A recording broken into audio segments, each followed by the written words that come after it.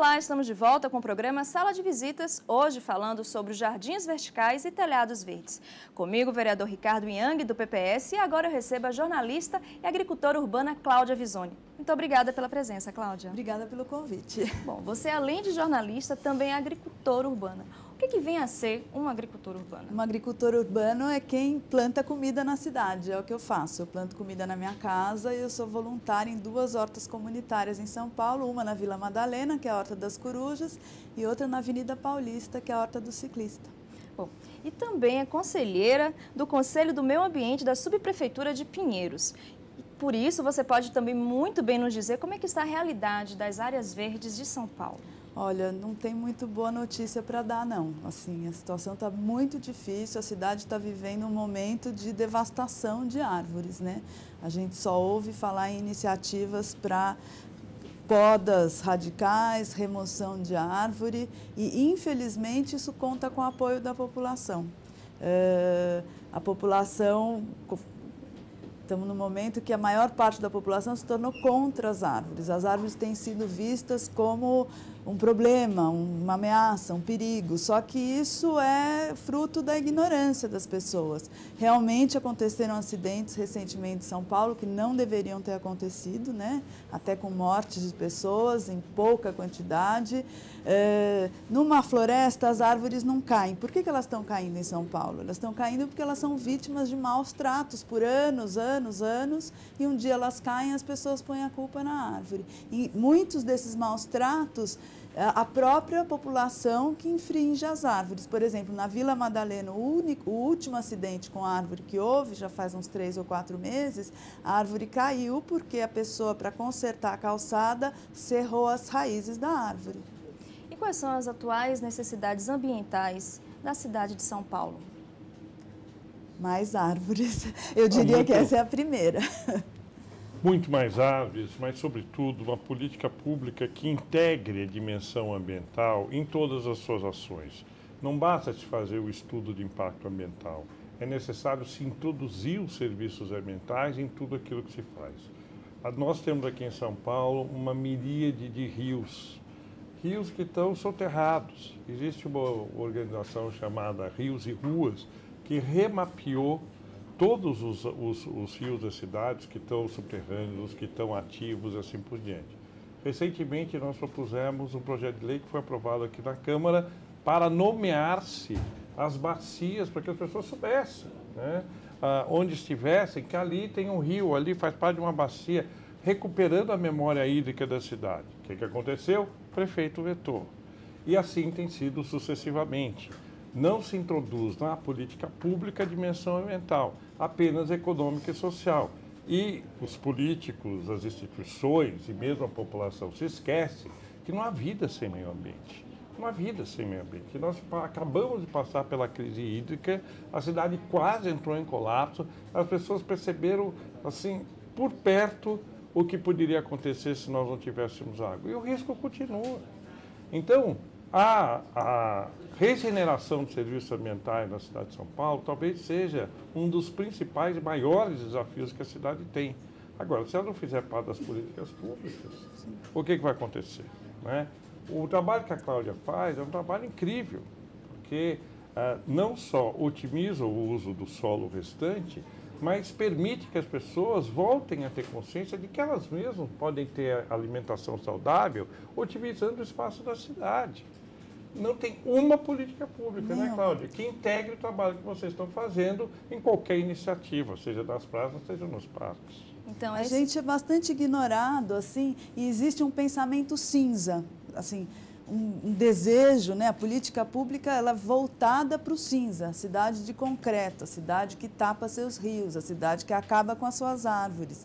E a gente está vivendo numa cidade que é uma ilha de calor poluidíssima e o único filtro que a gente tem para a poluição do ar são as árvores, são as folhas das árvores. O que acontece? Existem estudos internacionais que uma árvore na frente de uma casa reduz em 50% o material particulado, né, que são metais pesados e outros poluentes voando no ar, na área interna da casa. E o que acontece com esse metal pesado quando ele está voando no ar? Você respira e no segundo seguinte ele está na sua corrente sanguínea. É uma coisa seríssima que leva a problema cardiorrespiratório, a um monte de doenças. As pessoas não sabem disso, as pessoas ficam dizendo que a árvore suja a calçada, joga folha. O poder público, que tem como dever, né, prezar pela saúde da população, em Nova York o investimento em árvore é um investimento de saúde pública. Aqui, até por razões econômicas, é muito mais barato você ter uma cidade arborizada, uma cidade com meio ambiente saudável, com suas águas saudáveis, do que tratar a população, porque depois sai muito mais caro, a população adoece. E aí a política pública, ela, ao não integrar essa consciência ambiental que a Cláudia está se referindo, faz coisas do tipo, cessa o contato da prefeitura com a Controlar, que era a empresa que fazia a medição das emissões dos particulados. Ok, a prefeitura tinha lá os seus argumentos para fazer isso, mas o compromisso da prefeitura qual era?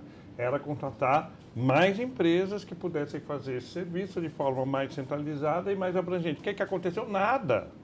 Nada.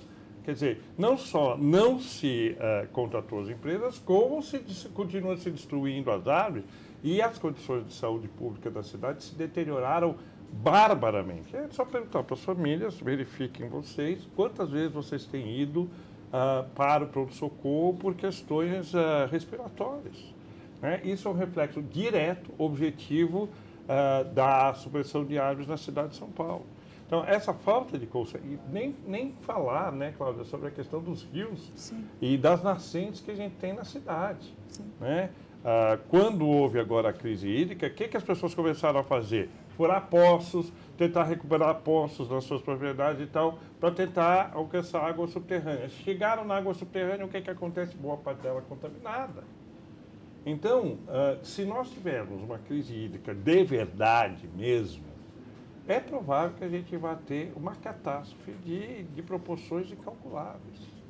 Bom, no primeiro bloco, nós falamos muito sobre a questão dos jardins verticais e dos telhados verdes.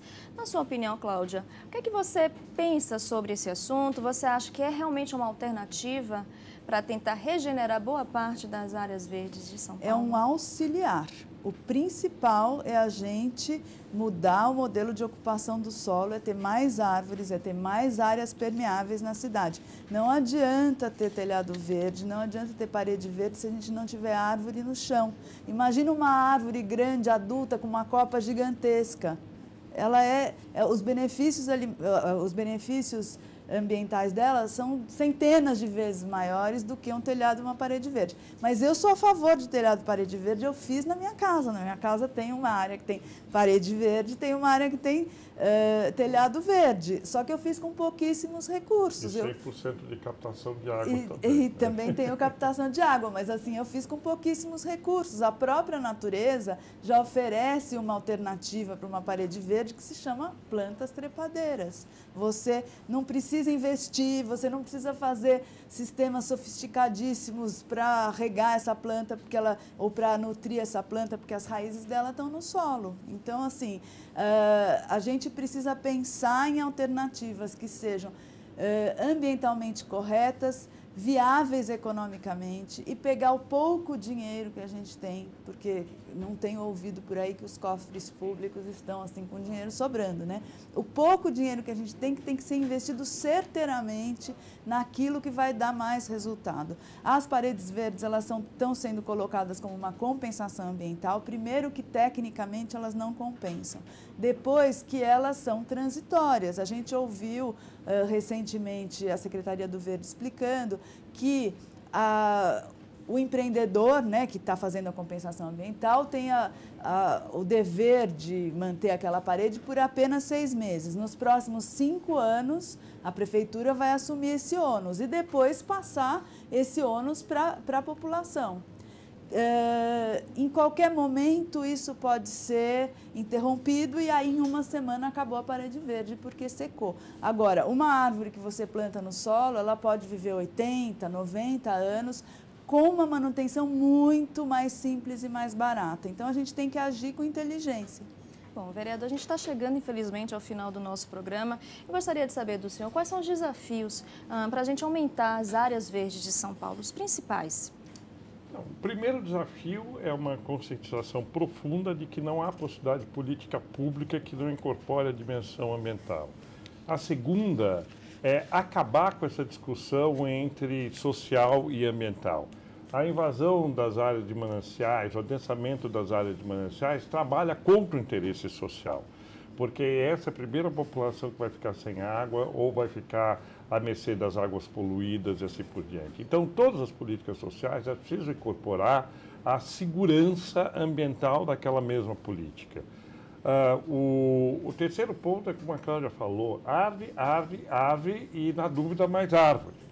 Porque nós fizemos, as ilhas de calor na cidade, acabamos de fazer uma audiência pública sobre isso, as ilhas de calor na cidade, em alguns pontos, tem uma diferença de 15 graus. 15 graus no calor da cidade. Você pega a Zona Leste, o coração da Zona Leste, e você compara com a região de Parelheiros, tem 15 graus de diferença. A cidade não suporta isso, fora o consumo de energia e ar-condicionado das pessoas que vão parar em pronto-socorro. Então, o custo social dessa ignorância está nos levando ao limite. Bom, muito obrigada, vereador. Uma saudação final para os nossos telespectadores. Nós esperamos que a Cláudia é um exemplo de militância ambiental com pouco dinheiro e mão na massa, mostrando que é possível fazer na sua casa, no seu quintal, no seu telhado, na praça do seu bairro, uma grande diferença. Vamos nos mobilizar pela cidade e, ao nos mobilizarmos pelo meio ambiente, porque o meio ambiente é o único que não tem voz própria. O interesse econômico tem voz própria, o interesse social tem voz própria, mas o meio ambiente não. Cabe a todos nós essa responsabilidade. Muito obrigada também, Cláudia. Deixa alguma mensagem, algum contato? Eu deixo, sim. Vamos tirar o concreto dos nossos quintais, fazer jardins, plantar árvores principalmente nas calçadas. Os parques e praças, em geral, já tem bastante árvores, então, quando a população pensa em arborizar a cidade, é principalmente a calçada e o quintal da gente que está precisando.